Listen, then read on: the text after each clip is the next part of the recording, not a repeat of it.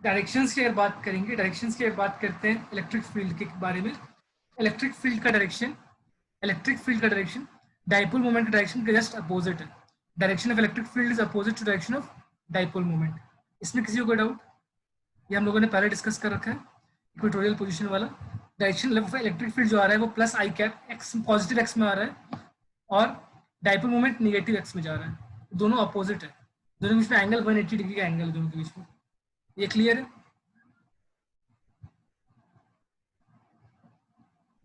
Yes sir. कोई doubt नहीं है यहाँ तक? ठीक है। तो इक्वेटोरियल पोजीशन का सबका ही मतलब मैंने देखा डेरिवेशन ऑलमोस्ट सबका ही ठीक था। ठीक है, अब एक्सियल पोजीशन एक बार ट्राई करते हैं। एक्सियल पोजीशन में क्या होगा? एक्सियल पोजीशन ये किसको बोलते हैं? एक्सियल पोजीशन किसको बोला जाता है? एक्सियल पोजीशन मतलब होता है अगर ये प्लस क्यू है, ये माइनस क्यू है, कोई भी एक पॉइंट जो कि along the line joining them, axis वाले पॉइंट पे। एक्सिस कौन सा वाला होता है? ये एक्सिस है। इन दोनों को ज्वाइन करने वाला जो लाइन है इसको बोलेंगे एक्सियल पोजीशन। इसमें कहीं पे भी हो सकता है, इस लाइन का अलोंग किसी भी पॉइंट को हम लोग चूज कर सकते हैं, तो वो हो जाएगा एक्सियल पोजीशन। ठीक है, दोनों चार्जेस को थोड़ा सा और बोल्ड मार्क कर देते हैं। ये प्लस क्यू चार्ज है, ये माइनस क्यू चार्ज है। इन दोनों के बीच का सेपरेशन है वो कितना है? सेपरेशन 2a है, 2a। अब कोई सा भी पॉइंट हम लोग पिक कर सकते हैं। ये मान लेते हैं इस पॉइंट को हम लोग चूज कर रहे हैं। इस पॉइंट पे हमें निकालना है क्या वैल्यू होगी इलेक्ट्रिक फील्ड की। Any point on the line joining this two charges, यहाँ हम लोग, ये एक्सियल पोजीशन है P। ये P कितना दूर है यहाँ से? Centre of the dipole, centre of the dipole जो है वहां से इसकी डिस्टेंस बता रखी है।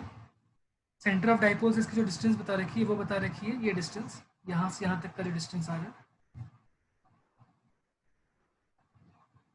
ये डिस्टेंस हमें पता है। ये डिस्टेंस होगा, मान लेते हैं बता रखा है इस डिस्टेंस को x। सेंटर ऑफ डाइपोल से पॉइंट तक का जो डिस्टेंस है उसको x मान लिया। ठीक है, सेंटर ऑफ डाइपोल को O मान लेते हैं। ये डिस्टेंस कितना होगा? सेंटर ऑफ डाइपोल से माइनस क्यू के बीच में डिस्टेंस कितना होगा? सेंटर ऑफ डाइपोल से प्लस क्यू के बीच में डिस्टेंस कितना होगा? पूरा लेंथ 2a है, exactly half. Centre of dipole से एग्जैक्टली हाफ हाफ हो जाएगा। ये हो जाएगा a, ये वाला रह जाएगा, ये वाला पार्ट भी। आगे बात समझ? यहाँ तक कोई problem? No sir. Distance between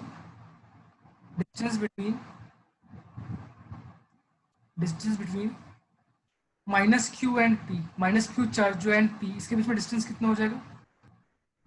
ये डिस्टेंस हो जाएगा, पूरा डिस्टेंस x है, O से P तक का डिस्टेंस x है। अब इसमें से a हमें कम कर देना, तो क्या हो जाएगा? ये x माइनस a हो जाएगा। ये x माइनस a। अब distance between plus Q and P कितना हो जाएगा? प्लस क्यू एंड पी के बीच में कितना हो जाएगा डिस्टेंस? बताओ, तुम में से कोई बताओ जरा। प्लस क्यू से पी तक के x plus a sir. x plus a। ठीक है, अब अगर इलेक्ट्रिक फील्ड निकालना है E1 एंड E2 बोल लेते हैं। E1 मान लेते हैं प्लस क्यू वाले का फील्ड, E2 मान लेते हैं माइनस क्यू वाले का फील्ड। प्लस क्यू वाले का फील्ड की वैल्यू क्या होगी? इसकी वैल्यू होगी K Q upon R square. K Q upon R square. R square जो है वो इसकी वैल्यू कितनी आएगी? प्लस क्यू रखते हैं तो मतलब क्या हो जाएगा? एक्स प्लस ए का होल स्क्वायर। और ये हो जाएगा आउटवर्ड्स। E1 है ना, E1 हो जाएगा आउटवर्ड्स, E2 हो जाएगा इनवर्ड्स। इस पॉइंट पे अगर electric field due two plus Q लिखते हैं तो वो हो जाएगा आउटवर्ड्स। आउटवर्ड्स मतलब इधर को। ये है E1 vector. E1 vector outwards जाएगा, और E2 वेक्टर जो होगा वो इनवर्ड्स जाएगा, वो जस्ट इसका अपोजिट हो जाएगा। E2 वेक्टर इधर को आ जाएगा। E1 vector outwards, E2 vector inwards.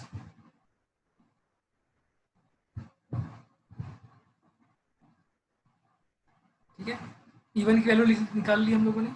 ऐसी E2 वेक्टर की वैल्यू निकालेंगे तो E2 वेक्टर की वैल्यू कितनी आ जाएगी? ये आ जाएगी K Q upon x minus a square. x minus A whole square. ठीक है, अब इनका अगर हमें टोटल निकालना है, टोटल इलेक्ट्रिक फील्ड, एक राइट की तरफ एक लेफ्ट की तरफ, दोनों वेक्टर्स हैं, तो हमें जब वेक्टर्स को ऐड करना है तो बेसिकली ये उसका सब्ट्रैक्शन बन जाए, बिकॉज डायरेक्शन दोनों का अपोजिट अपोजिट है, डायरेक्शन दोनों का उल्टा है। E one vector plus i cap के अलॉन्ग है, ये प्लस आई कैप के अलॉन्ग है इवन वेक्टर, ई2 वेक्टर माइनस आई कैप के अलॉन्ग है। ठीक है, जब इनको हमें ऐड करना है, वेक्टर्स को अगर हमें ऐड करना होगा तो बेसिकली ये इनका सब्ट्रैक्शन बन जाएगा। टोटल इलेक्ट्रिक फील्ड कितना आ जाएगा? टोटल इलेक्ट्रिक फील्ड कैलकुलेट करते हैं। Total electric field, total electric field कितना हो जाएगा? टोटल इलेक्ट्रिक फील्ड ये आ जाएगा इन दोनों का सम, मतलब बेसिकली डिफरेंस हो जाएगा, वेक्टर्स का सम होगा लेकिन वैल्यूज का डिफरेंस आ जाएगा। वेक्टर्स का सम करेंगे, E1 vector plus E2 vector, E1 vector plus E2 vector करना है हमें, बट क्योंकि ये दोनों वेक्टर्स का डायरेक्शन अपोजिट है, इस कारण से इसकी वैल्यूज सब्ट्रैक्ट हो जाएंगी, तो क्या आ जाएगा? के क्यू, दोनों से बड़ी वैल्यू किसकी है? अपॉन एक्स माइनस ए, एक में एक्स प्लस ए, तो कौन सा बड़ा होगा? एक्स माइनस ए वाला एक्चुअली में बड़ा होगा, जिसका डिनोमिनेटर छोटा है वो फ्रैक्शन एक्चुअल बड़ा होता है, माइनस के क्यू अपॉन एक्स प्लस ए। ये पूरी वैल्यू होगी इनवर्ट्स, ये पूरी वैल्यू इनवर्ट्स आएगी, इतनी इलेक्ट्रिक फील्ड इनवर्ट्स आएगी हमारे पास। ठीक है, सॉल्व करते हैं। डिनोमिनेटर एक x plus a whole square, एक एक्स माइनस ए होल स्क्वायर है, दोनों का प्रोडक्ट क्या बन जाएगा? प्रोडक्ट क्या आ जाएगा इन दोनों का? इन दोनों का प्रोडक्ट बन जाएगा x plus a whole square into x minus A whole square, तो ये हो जाएगा x square minus a square whole square. X square minus A square. X plus a x minus a का प्रोडक्ट होता है x square minus a square, और उस पूरे का होल स्क्वायर हमारे पास ये आ रहा है। और ऊपर क्या आएगा हमारे पास? ऊपर आ जाएगा टर्म के क्यू, तो के क्यू है ही, साथ में मल्टीप्लाई आएगा x plus a whole square minus x minus A whole square. LCM लेने के टाइम दोनों डिनोमिनेटर को मल्टीप्लाई किया हम लोगों ने, और एक क्रॉस टाइप का के क्यू के साथ मल्टीप्लाई हुआ x plus a whole square, minus के बाद जो है उसमें एक्स माइनस ए होल स्क्वायर आ गया। इसे हमें सॉल्व करना है, इसको सॉल्व करके देखो क्या आता है। एक्सपैंड कर दो, x plus a whole square क्या हो जाएगा? एक्स स्क्वायर प्लस ए स्क्वायर प्लस 2ax, सब्ट्रैक्ट करना है एक्स स्क्वायर प्लस ए स्क्वायर माइनस 2ax, कुछ कैंसिल आउट हो जाएंगी टर्म्स, करके देखो क्या बनता है।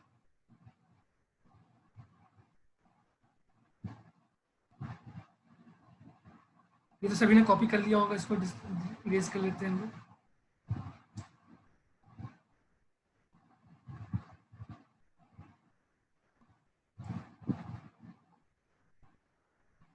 X plus a whole square होता है x square plus A square plus 2ax,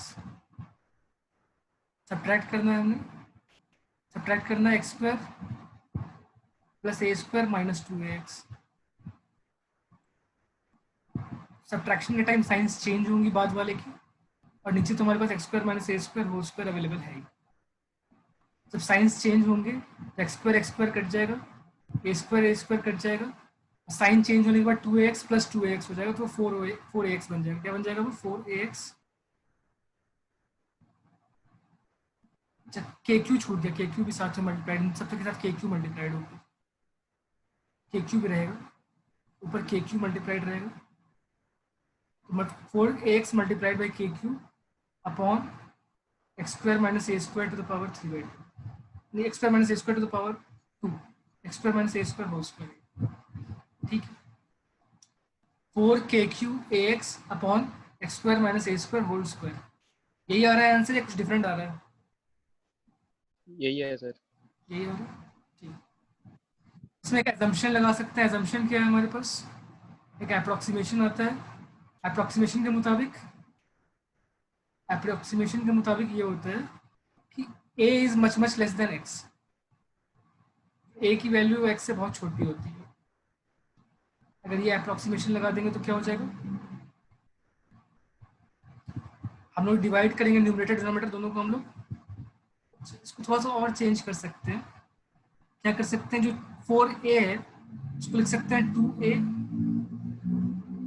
multiplied by k Q multiplied by 2x। 4x से उसको 2a और 2x लिख दिया, उसको 4ax को 2a और 2x का मल्टीप्लिकेशन लिख दिया upon x square minus a square whole square. अब 2a जो होता है लेंथ ऑफ डाइपोल हो गया, Q हो गया चार्ज की वैल्यू, इसका प्रोडक्ट क्या बन जाएगा, इसका प्रोडक्ट बन जाएगा इक्वल टू डाइपोल मोमेंट, इसका प्रोडक्ट बन जाएगा डाइपोल मोमेंट की वैल्यू, इसका प्रोडक्ट बन जाएगा डाइपोल मोमेंट की वैल्यू, साथ में मल्टीप्लाइड किया हमारे पास k मल्टीप्लाइड है 2x मल्टीप्लाइड है और अपॉन में है x square minus a square whole square, ठीक है। और डायरेक्शन क्या है इसका, डायरेक्शन इनवर्ड है, रेडियली इनवर्ड है ये। इनवर्ड इसलिए बिकॉज निगेटिव वाला चार्ज नजदीक था, पॉजिटिव वाला चार्ज दूर था, तो निगेटिव वाले का इफेक्ट ज्यादा है, पॉजिटिव वाले का इफेक्ट कम है, इसलिए ऐसा आ रहा है आंसर, ठीक है। इसमें अगर अप्रोक्सीमेशन लगा देंगे, अप्रोक्सीमेशन लगाएंगे a much much less than x, a को निगलेक्ट कर सकते हैं डिनोमिनेटर में ए को निगलेक्ट कर सकते हैं, तो क्या बन जाएगा ये बन जाएगा 2 k p वेक्टर का magnitude multiplied by X upon X to the power 4 हो जाएगा। जब ए को निगलेक्ट कर देंगे डिनोमिनेटर में तो हो जाएगा एक्स स्क्वायर का होल स्क्वायर, तो एक्स टू द पावर 4 हो जाएगा, एक्स एक्स कट जाएंगे यहाँ पर, तो ये एक्स क्यूब नीचे रह जाएगा, तो ये आ जाता है 2k p वेक्टर का मैग्नीट्यूड अपॉन एक्स क्यूब। और ये रेडियली इनवर्ड है, रेडियली इनवर्ड जो है मतलब ये डाइपोल मोमेंट के डायरेक्शन में ही है, इसको p वेक्टर पे सिंपली लिख के छोड़ सकते हैं बिकॉज डायरेक्शन जो इसका है वो डाइपोल मोमेंट का डायरेक्शन इसके सेम ही है, चाहे तो p वेक्टर का मैग्नीट्यूड की जगह पे इसको p वेक्टर ही लिख के छोड़ सकते हैं बिकॉज डायरेक्शन इसके सेम आ रहे हैं।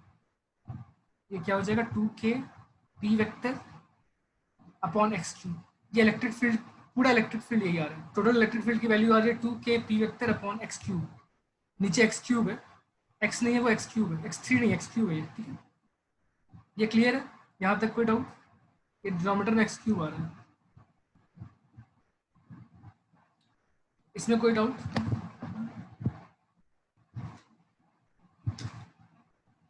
टू के P vector upon x cube,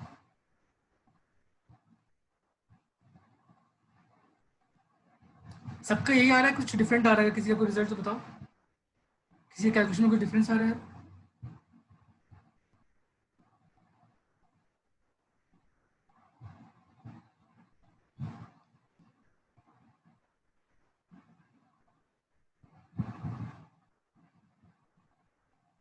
okay,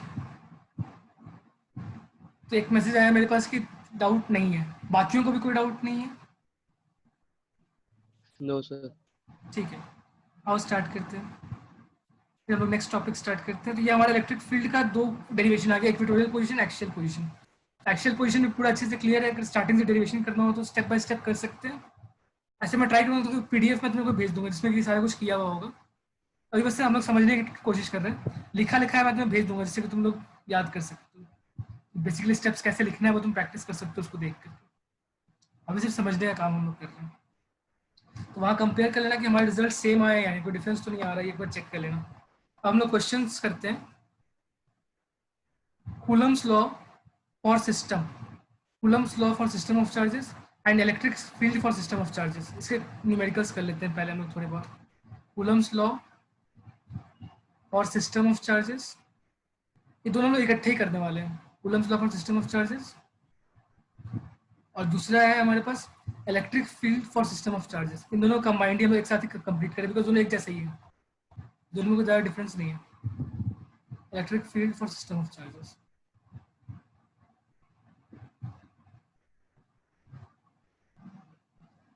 इन सिस्टम को हम लोग डिस्क्रीट सिस्टम भी कह सकते हैं, डिस्क्रीट डिस्ट्रीब्यूशन है।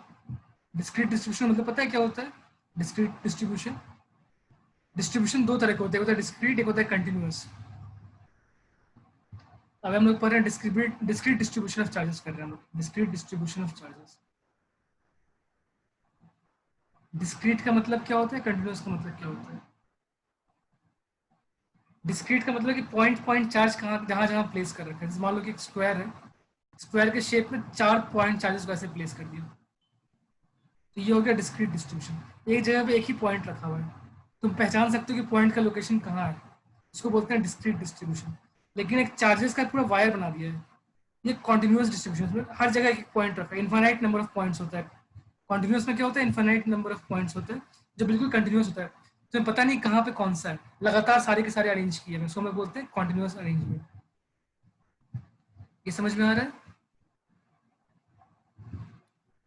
डिस्क्रीट डिस्ट्रीब्यूशन मतलब इस तरीके से पॉइंट पॉइंट चार्ज, और इनफाइनाइट नंबर ऑफ चार्ज अगर अरेंज कर देंगे उसको बोलेंगे कॉन्टिन्यूस डिस्ट्रीब्यूशन। जैसे रॉड, वायर, लेंथ क्या लॉन्ग होता है, शेल हो सकता है, एरिया हो सकता है, एक प्लेन शीट है उस पर चार्ज लगा दिया, वो सारा कंटिन्यूस डिस्ट्रीब्यूशन होता है। वो क्या होता है, कॉन्टिन्यूस डिस्ट्रीब्यूशन। वो भी हमें करना है, बट हमें वो बाद में करना है, अभी हम लोग डिस्क्रीट डिस्ट्रीब्यूशन कर रहे हैं।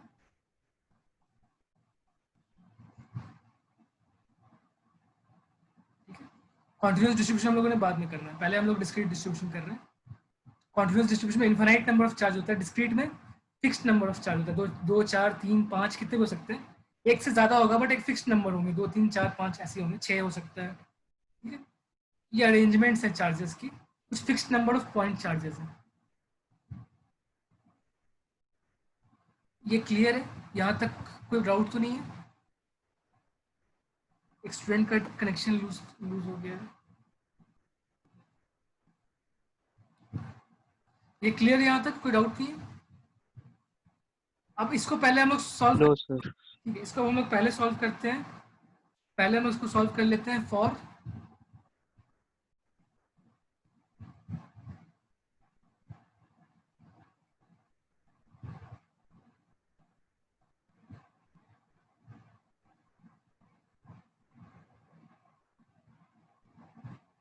तो अभी हम लोगों ने सिर्फ ये देखा कि डिस्क्रीट और कॉन्टिन्यूस दो वर्ड्स हैं, डिस्क्रीट और कॉन्टिन्यूस। इन दोनों का मतलब क्लियर है सबको? डिस्क्रीट में क्या होता है, अगर मान लो 2 3 4 ऐसे चार्जेस को अलग अलग प्लेस कर दिया, एक चार्ज यहाँ रखा, एक चार्ज यहाँ रखा, एक चार्ज यहाँ रखा, एक चार्ज यहाँ रखा, तो ये किस तरह का अरेंजमेंट हुआ, ये डिस्क्रीट हो गया, ये डिस्क्रीट अरेंजमेंट हो गया। बट अगर सारे चार्जेस को एक के साथ एक, एक के साथ एक के साथ एक, कोई गैप नहीं है इनके बीच में, लगातार charges, infinite number of charges वैसे रख देंगे तो उसको बोलेंगे कॉन्टिन्यूस डिस्ट्रीब्यूशन। ये बेसिक क्लियर है, इसमें कोई डाउट तो नहीं है? अब हम लोग डिस्क्रीट अरेंजमेंट पे देखेंगे कि कैसे फोर्सेस लगती हैं, कैसे इलेक्ट्रिक फील्ड होता है डिस्क्रीट डिस्ट्रीब्यूशन के कारण। डिस्क्रीट वाले के अरेंजमेंट के कारण हम लोग पहले फोर्सेस को देखते हैं। सिंपल सा काम है, ज़्यादा डिफिकल्ट नहीं है। एक चार्ज रखते हैं 1 कूलम का, एक चार्ज रखते हैं 2 कूलम का, बीच में एक थर्ड चार्ज रखते हैं माइनस 4 कूलम का। ठीक है, डिस्टेंस बता देते हैं, इसमें डिस्टेंस बता रखा है, इसका डिस्टेंस है मान लो कि 1 मीटर और इनका डिस्टेंस है 2 मीटर। क्वेश्चन है find the total charge, find the total charge, find the total force, find the total force, find the total force, find the total force experienced by minus 4 coulomb. Find the total force experienced by minus 4 coulomb. Find the total force experienced by minus 4 coulomb. सारे के सारे same straight line पे रखे, सारे same straight line पे रखे हुए, एक 1 कूलम, फिर माइनस 4 कूलम, फिर 2 कूलम। 1 एंड माइनस 4 के बीच में डिस्टेंस है 1 मीटर का, माइनस 4 और 2 के बीच में डिस्टेंस जो है वो 2 मीटर का डिस्टेंस है। Find the total force experienced bye minus 4 coulomb. Try करना क्वेश्चन, सिंपल कूलम्स लॉ लगाना है। पहले निकालो कि फोर्स कितना लगाता है, 1 वाला कितना लगाता है, फिर निकालो कि 2 वाला कितना निकालता है लगाता है। ये कैलकुलेट करो पहले कि 1 वाला कितना फोर्स लगाता है माइनस 4 पे, 2 वाला कितना लगाता है माइनस 4 पे, ये कैलकुलेट करो तुम। और सिंपल वैक्यूम ट्रीट करना, मतलब के की वैल्यू क्या रखनी है तुमने, 9 × 10⁹ के की वैल्यू यूज करनी 9 × 10⁹ के को यूज कर सकते हैं 9 × 10⁹ न्यूटन मीटर स्क्वायर पर कूलम स्क्वायर। ट्राई करो।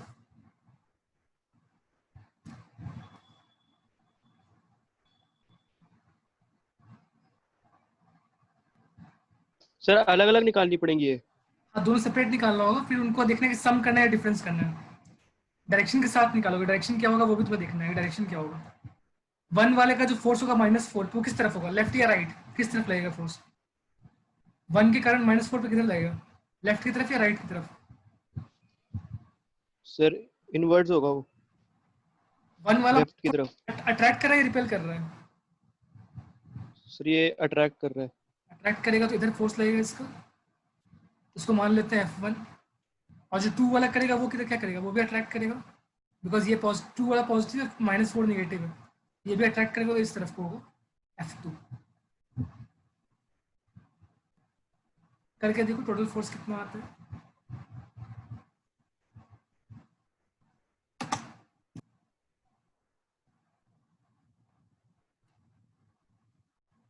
मैं पास्ट ईयर्स का बुक लेके आ जाता हूँ ताकि उससे क्वेश्चन हम लोग डिस्कस कर लें, जो पास्ट ईयर्स में आए हुए क्वेश्चन को हम ज़्यादा डिस्कस करेंगे, इसके लिए तब तक मैं बुक लेके आ जाता हूँ। हम लोग ट्राई करो क्वेश्चन को।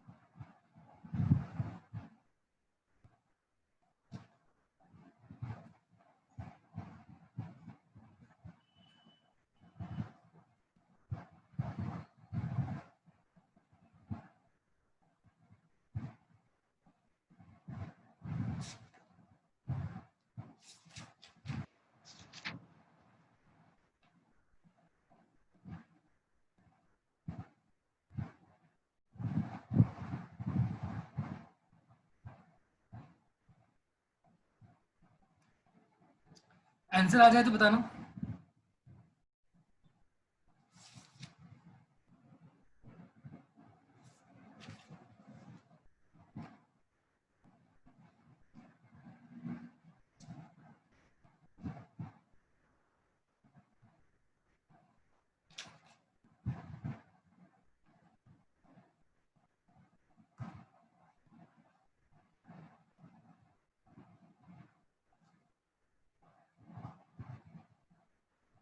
What is the actual answer? वो तो सॉल्व करके पता चलेगा कि एक्चुअल आंसर क्या है। तुम्हारे आंसर आ गए तो मैं सॉल्व कर देता हूँ उसको क्विकली, अगर तुम्हारे आंसर आ गए हैं तो। एक बार हम लोग देख लेते हैं क्या आंसर आना चाहिए। इसका आंसर हो जाएगा,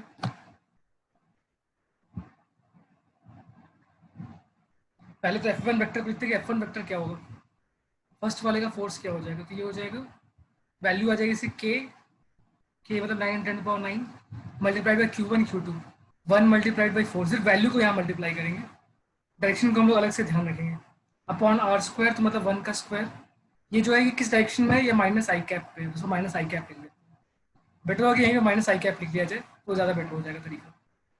सेकंड फोर्स की वैल्यू कितनी हो जाएगी, ये हो जाएगा के मतलब 9 मल्टीप्लाई 10 पावर 9, चार्ज का प्रोडक्ट मतलब 4 multiplied by 2 4 multiplied by 2 upon distance का स्क्वायर 2 का स्क्वायर 4 हो जाएगा तो ये कैंसिल आउट हो जाएगा। इसका डायरेक्शन किधर है, इसका डायरेक्शन पॉजिटिव एक्स एक्सिस की तरफ पॉइंट कर रहा है, इसका डायरेक्शन प्लस आई कैप हो जाएगा। F2 वेक्टर जो है प्लस आई कैप के अलाउंग पॉइंट कर रहा है।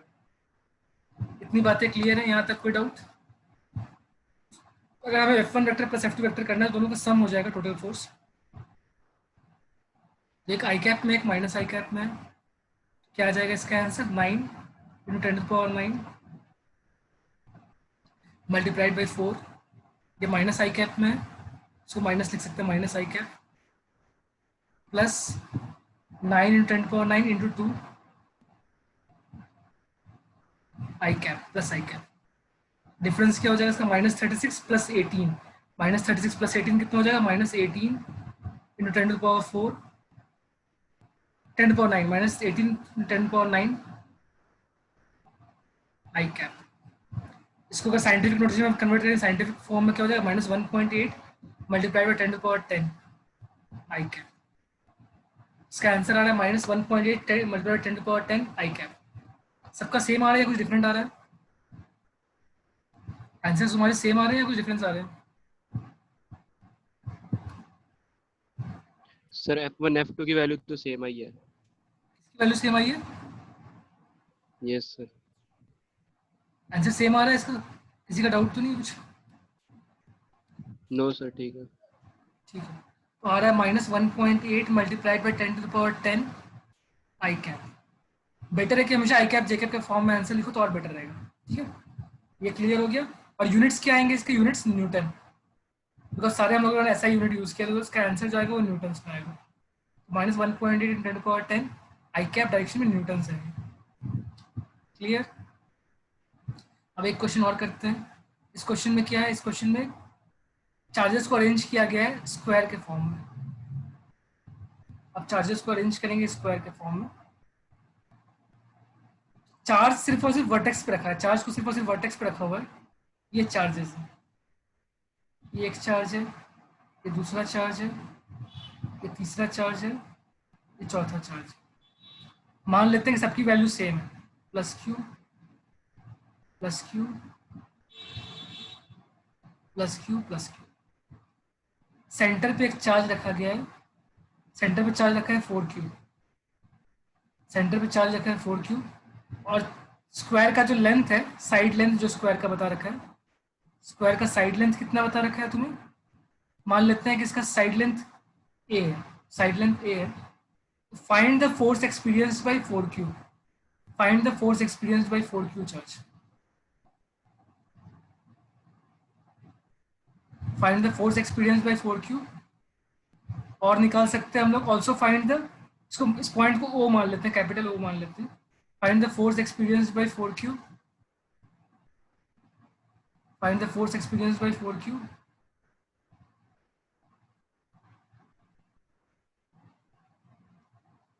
Also find the electric field at, also find electric field at O. ये दोनों टाइप के क्वेश्चन आ सकते हैं। Also find the electric field at O, also find electric field at ओ।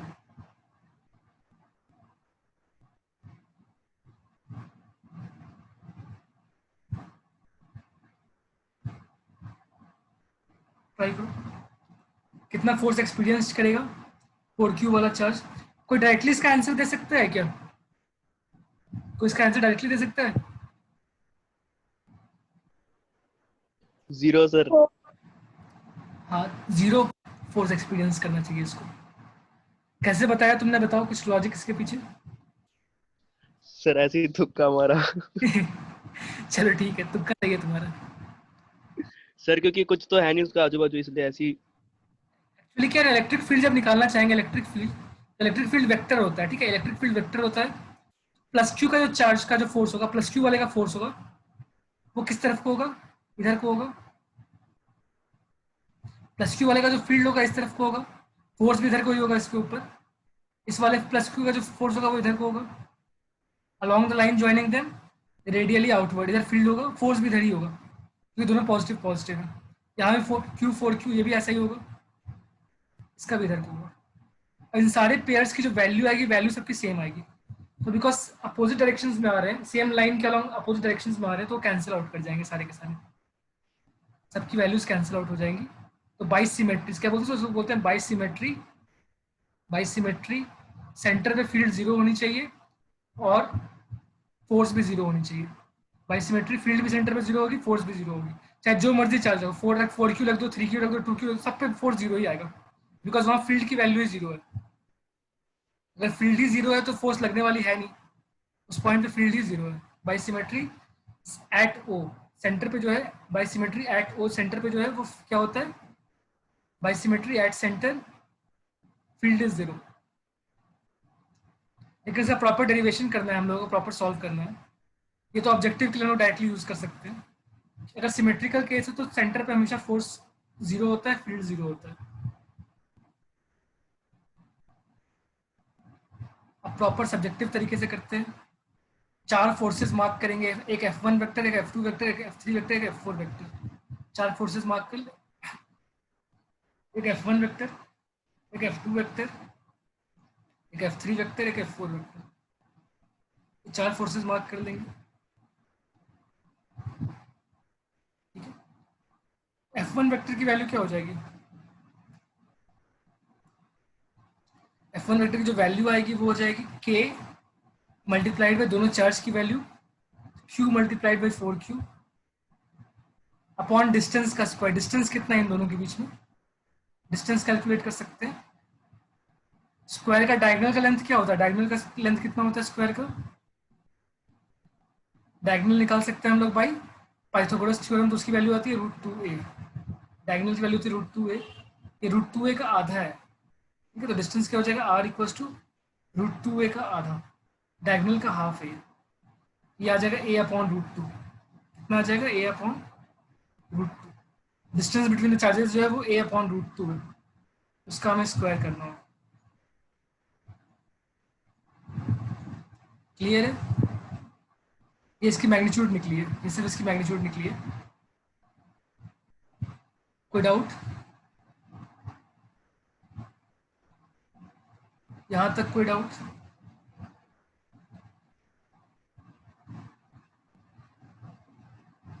कोई डाउट नहीं है ना? No sir. ठीक है, अब इसके कंपोनेंट्स निकालने हैं। F1 के कंपोनेंट्स हमें निकालने होंगे। F1 कैसा दिखाई दे रहा है, कंपोनेंट्स ड्रॉ कर सकते। F1 अगर ऐसा है, इस तरफ को पॉइंट कर रहा है F1, x के साथ क्या एंगल है, y के साथ क्या एंगल है इसका? इसका x के साथ क्या एंगल है, y के साथ क्या एंगल है? x के साथ 45 डिग्री इसका एंगल होगा, y के साथ भी 45 डिग्री एंगल होगा, ठीक है। x के साथ 45 डिग्री बनेगा, y के साथ भी 45 डिग्री बनेगा, बट निगेटिव x के साथ 45 डिग्री बन रहा है इसका, ठीक है। पॉजिटिव x के साथ 135 डिग्री इसका एक्चुअल बन रहा है। कंपोनेंट्स क्या बन जाएंगे इसके? कंपोनेंट्स बन जाएंगे, कंपोनेंट्स आ जाएगा इसका F1 vector mod cos 45 degrees, ये माइनस आई कैप के साथ होगा, minus i cap plus F1 vector का मॉड, F1 वेक्टर का मॉड साइन 45, ये वैल्यू होगी जे कैप के डायरेक्शन, पॉजिटिव जे कैप के डायरेक्शन। ये समझ आए कंपोनेंट्स में कैसे ब्रेक करते हैं? ये ऐसा दिखाई दे रहा है हमें, इसके दो कंपोनेंट्स, एक लेफ्ट की तरफ एक ऊपर की तरफ, दो कंपोनेंट्स आ जाएंगे इसके, एक माइनस आई कैप में आ रहा है वैल्यू और एक प्लस जे कैप में आ रहा है। तो लेक्चर का ये 40 मिनट्स हमारा एंड होने वाला है, इसको प्रॉपरली नोट कर लो। मैं सेव भी कर लेता हूँ स्क्रीन को, और लेक्चर रिकॉर्ड भी हो रहा है तो लेक्चर की रिकॉर्डिंग भी मिल जाएगी। सो कंटिन्यू करना आगे, लेक्चर कंप्लीट हो, मतलब ये वाला 40 मिनट्स एंड होगा, फिर हम लोग सेम आईडी पासवर्ड से दोबारा एक लॉगिन करेंगे।